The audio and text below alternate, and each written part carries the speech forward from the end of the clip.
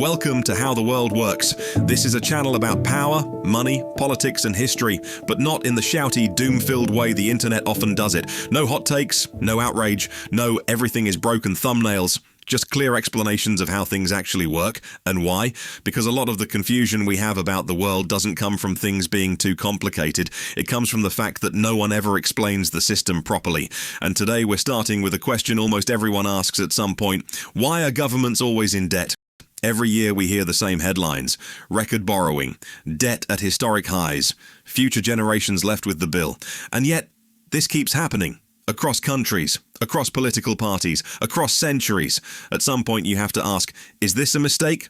Or is this how the system is designed to work? Let's talk about it. Before we go on, a quick note. If you enjoy calm, clear explanations of how power, money, politics and history actually work, you might want to subscribe. We're building a library of episodes like this.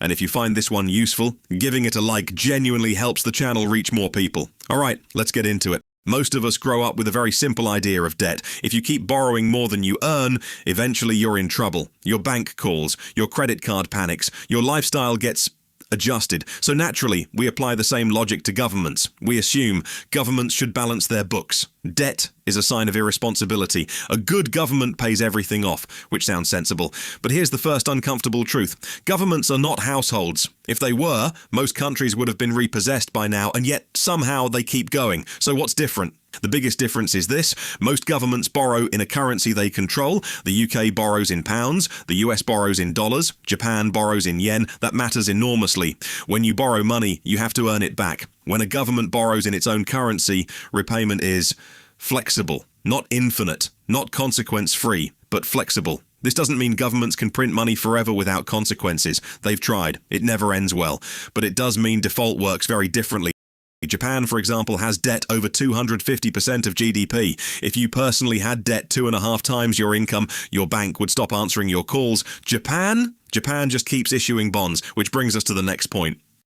We often talk about debt as if it's a moral failure, but for governments, debt is primarily a policy tool. Governments borrow to smooth economic cycles, fund long-term infrastructure, respond to crises, avoid raising taxes sharply in bad times. Think about wars, pandemics, financial crashes. Imagine a government saying, sorry about the crisis, we'll just wait 20 years until we've saved enough. That's not how modern states work. Debt allows governments to spend now and spread the cost over time. Future generations benefit from roads, hospitals, education and stability, so they help pay for them. In theory. In practice, well, that depends on how wisely the money is spent. Debt itself isn't the villain. Misused debt is. Here's where things get really interesting. Modern economies are built on credit, banks create money by lending, businesses invest using borrowed capital, households use mortgages. If governments suddenly stop borrowing altogether, the system would seize up. Debt isn't a side effect, it's part of the engine. Government bonds are safe assets, collateral for financial markets, a place for pensions and insurers to park money. Paradoxically, a world with zero government debt would probably be more fragile, not more stable. Now let's talk politics. Paying down debt usually means higher taxes, lower spending, or both, which politicians love in theory. In practice, voters don't tend to reward closed hospitals, higher taxes, fewer public services, so governments do what humans have always done. They postpone pain. And to be fair, voters often do the same. Debt allows politicians to deliver benefits now and push costs into the future. If governments were people, debt would be the equivalent of saying, I'll start the diet on Monday, and Monday never quite arrives. If you zoom out far enough, this isn't new. Governments have been in debt for as long as governments have existed. Medieval kings borrowed to fight wars. Empires borrowed to expand. Modern states borrow to manage economies. The British government has never fully paid off its national debt. Not once. Debt doesn't disappear. It gets managed through growth, inflation, taxation, and sometimes restructuring. The real danger isn't debt itself. It's when debt grows faster than a country's ability to manage it. That's when things break. So why are governments always in debt? Because they borrow in their own currency.